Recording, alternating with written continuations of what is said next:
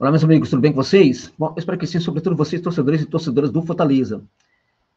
Vamos comentar neste vídeo sobre algumas questões que envolvem a equipe, que passam, evidentemente, pelo apreço do Viral Kevin, né, que é zero, e também há outras situações aí que permeiam o Laio. No momento, de novo, a gente vê uma situação, a gente se depara com uma situação complicada, como já vimos em outros momentos, né?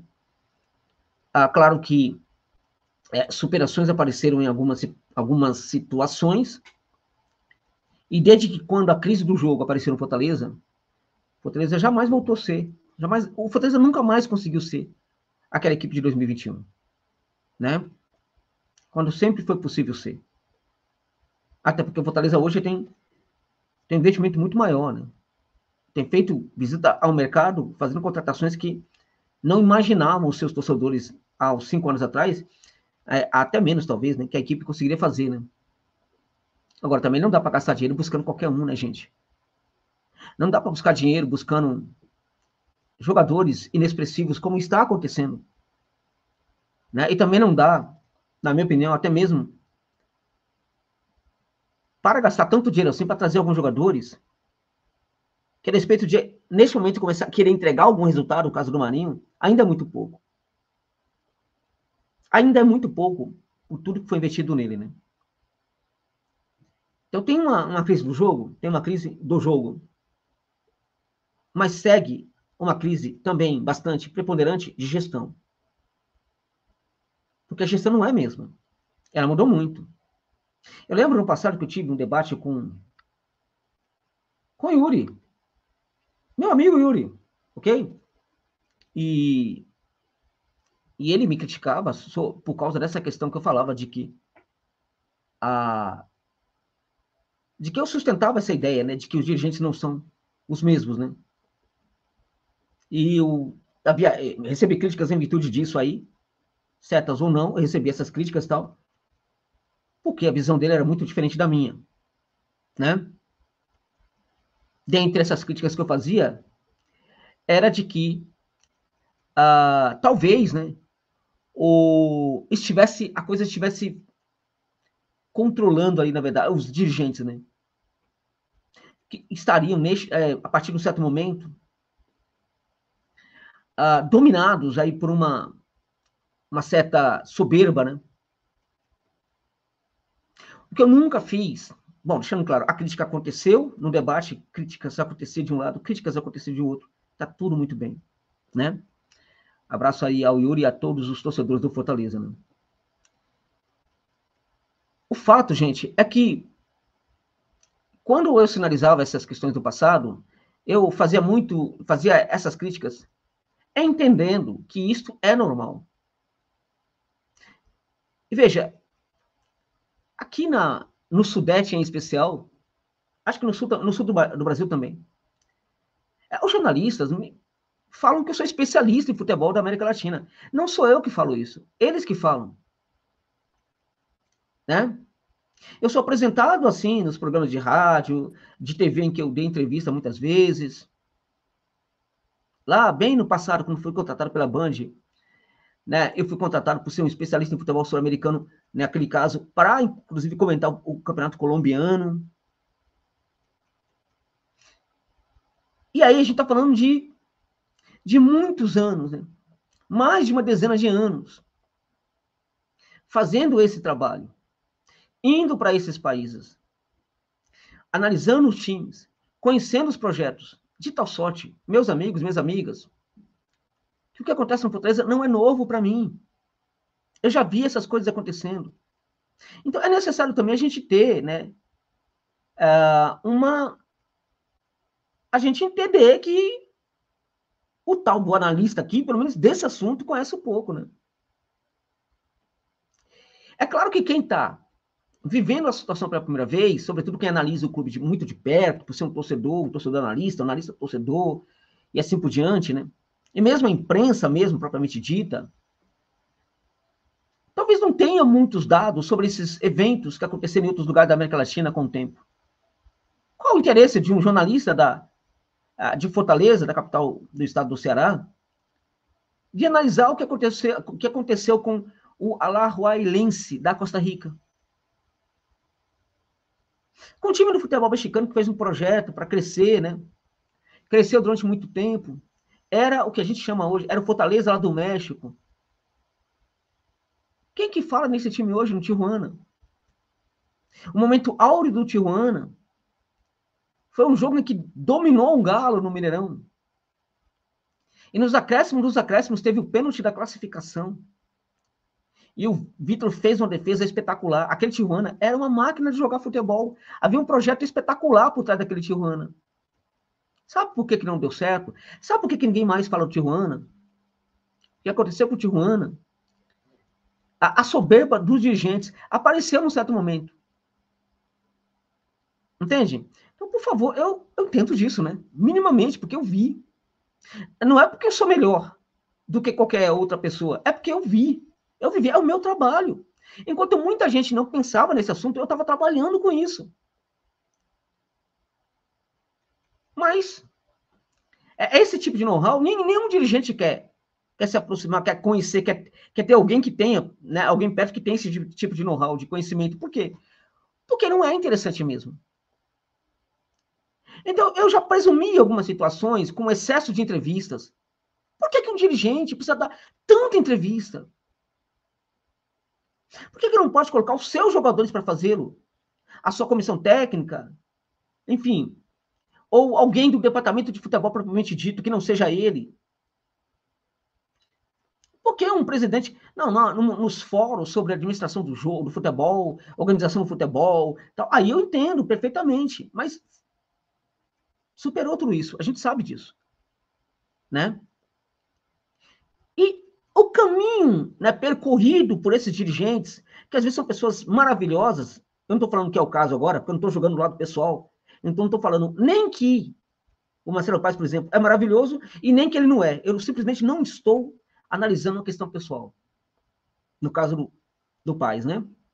Mas agora, me referindo a outros, em outros casos, eu estou falando, por exemplo, de dirigentes maravilhosos. Estou falando, por exemplo, o dirigente do Tijuana, naquela ocasião, pô, era um cara que estava fazendo um investimento absurdo em programas sociais.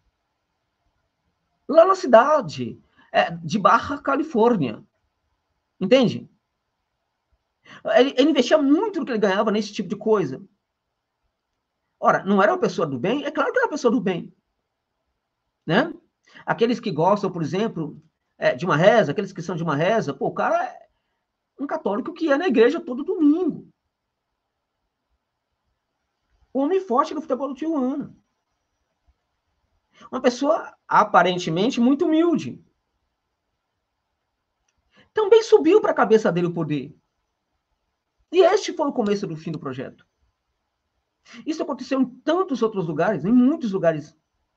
Aconteceu no Atlético Nacional, que, do ponto de vista do futebol da América do Sul, é uma equipe que já tem título de Libertadores de América. Aquele Nacional viveu seu momento áureo quando conquistou a Libertadores, naquele momento, inclusive, que cedeu ali o título da Sul-Americana para a Chapecoense por causa do acidente do avião, lembram? Aquele Nacional. Também o projeto aconteceu com o Laú de Chile, tantos outros times menores também, times menores do que esses aí e tal, porque a Atlético Nacional é gigante no futebol da Colômbia, Laú é gigante no futebol do Chile. Aconteceu muitas vezes. E todas as vezes, o começo da quebra do projeto é a vaidade pessoal.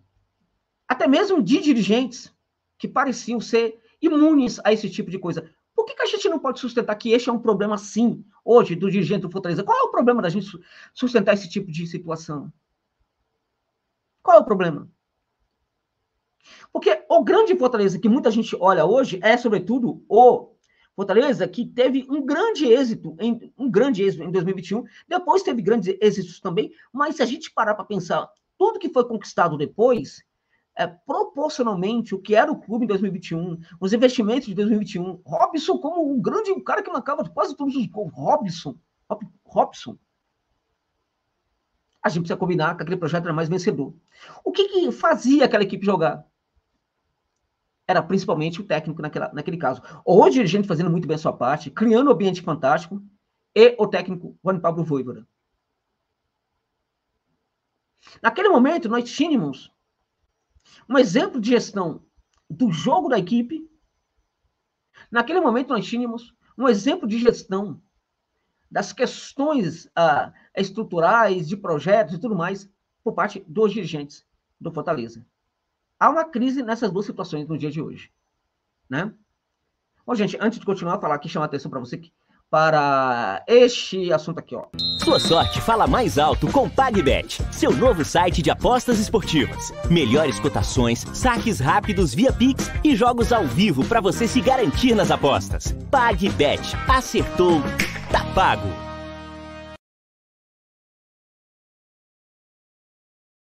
Beleza? Para você que curte, evidentemente, uma aposta esportiva, né? Acertou, tá pago, é o lema, né? Ganhou, você pode pedir rapidamente o valor para sua conta, que cai em fração de segundos. Depósito e também o saque podem ser feito via Pix, né? O atendimento humanizado, né? 24 horas por dia, mesmo de madrugada, você tem um ser humano e não uma máquina te atendendo lá na PagBet. Se você curtiu, gostou da ideia, use o link que está no comentário fixado, cadastre-se lá na PagBet, tá bom? Tem para mim que você vai curtir muito. Meu palpite, coloca R$1, R$1, R$2, sinta a atmosfera, não vai apostando que nem doido, não. Coloca R$1 só para sentir como é a casa de aposta. Se você curtir, aí sim você continua a depositar mais valores lá, né? Coloquei R$1, Lojosa, não gostei do layout e tal, pega o dinheiro de volta e acaba com essa conversa, tá bom? Link está no comentário fixado deste vídeo. Ok, voltando então a falar sobre a questão da crise do jogo e da crise também da dirigência. Porque essas duas coisas, para mim, estão juntas, neste momento, e conduzindo o Fortaleza aí para, vamos lá, gente, para alguns eventos aí que são bastante lamentáveis, né? O Fortaleza jogou contra o Vasco da Gama, o Vasco não tinha técnico, uma bagunça, ameaça, problema, SAF quebrada ali, né? Uma quebra total de relações entre a SAF e tal, ameaça de as propriedades do clube sendo tomadas, tudo que você pode imaginar. Todos os problemas possíveis. E o Fortaleza conseguiu levar. Ninguém levava 3 gols do Vasco. O Fortaleza levou. E conseguiu ser eliminado pelo Vasco.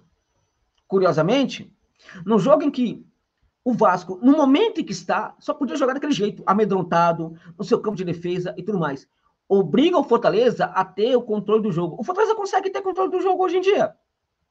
Não. Não, porque está o tempo inteiro querendo dar esse controle para o adversário. E quando precisa ter esse controle, perdeu o know-how de como fazer. Perdeu o know-how. Nós olhamos hoje para o elenco, a gente vê a presença dos dirigentes dentro de campo em rocetos da vida, gente. Para que o Fortaleza precisa disso? Para quê? E o técnico que não banca a garotada, que atua contra qualquer projeto de base do Fortaleza. Esqueça, Marcelo Paes, não faça mais investimento na base, porque o técnico não gosta de jogador da base. Não gosta, ele vai mandar todo mundo embora. Todo mundo. Porque é um verdadeiro escândalo o que acontece com a gestão do garoto Kevin, que alguns até começaram a querer criticar depois do pênalti perdido, né? É um absurdo, é um escândalo, gente. E muita gente não se atém a isso. O melhor jogador do Fortaleza hoje é um garoto que o técnico não dá a menor bola para ele. E que quando precisou proteger o garoto, não o protegeu, porque, veja, senhor Juan Pablo Vojvoda, e eu conheço o seu trabalho, hein? Vê que eu converso a bola para cima de mim, não. Dizem que o senhor protege a garotada da base.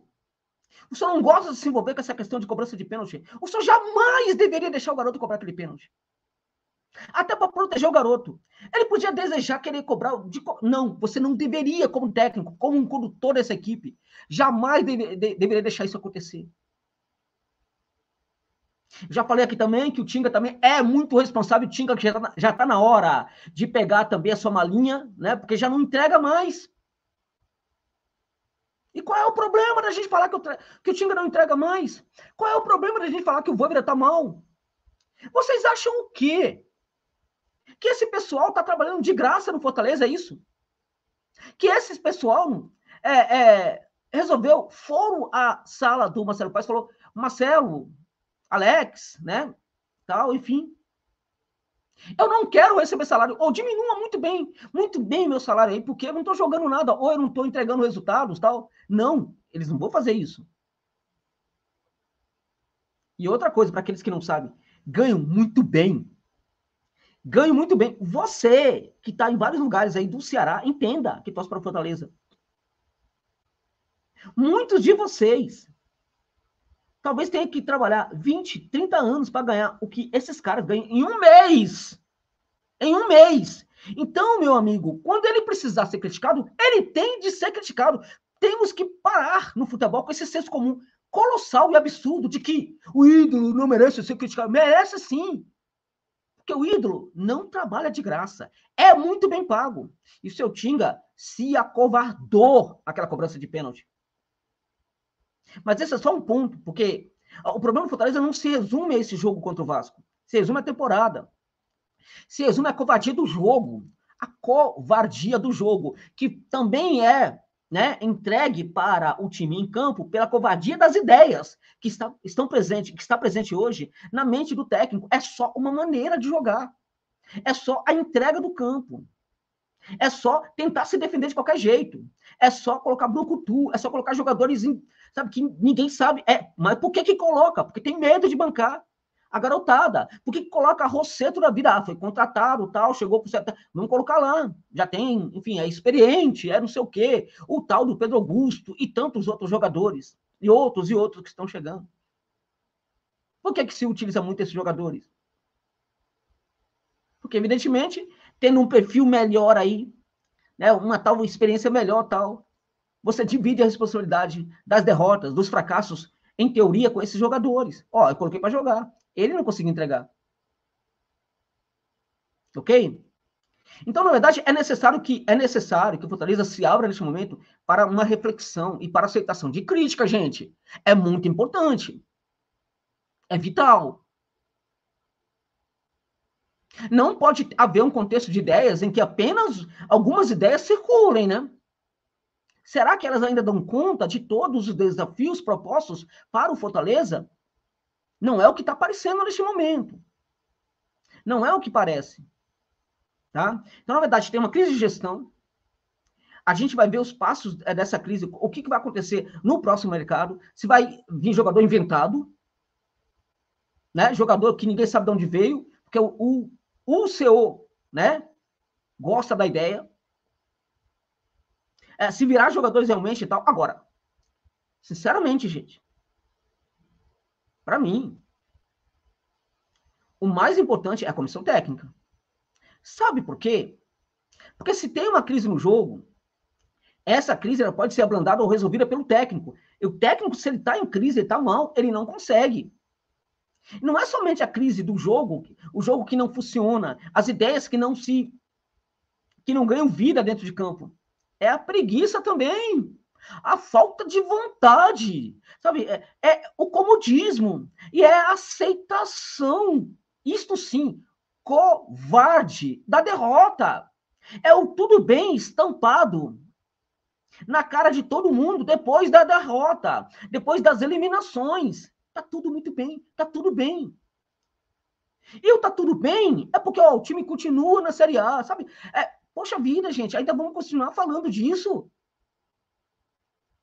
Porque é claro que o Cuiabá também tá investindo muito menos do que o Fortaleza.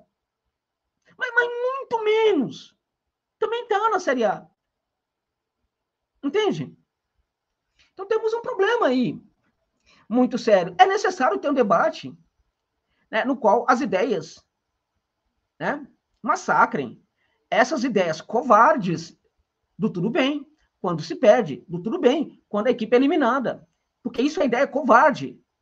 É muito importante, né, dinamitar essa mentalidade defensiva, que está sempre na defensiva, e dentro de campo o time sempre se defendendo, essa falta de protagonismo, o medo se processando como jogo, o tempo inteiro, e essa incapacidade do técnico de fazer leituras que prestem, e, sobretudo, essa incapacidade do técnico de ter um mínimo de coragem para bancar a garotada, que possa fazer a diferença. Como um Cauã da vida que não vai ser mais utilizado, né?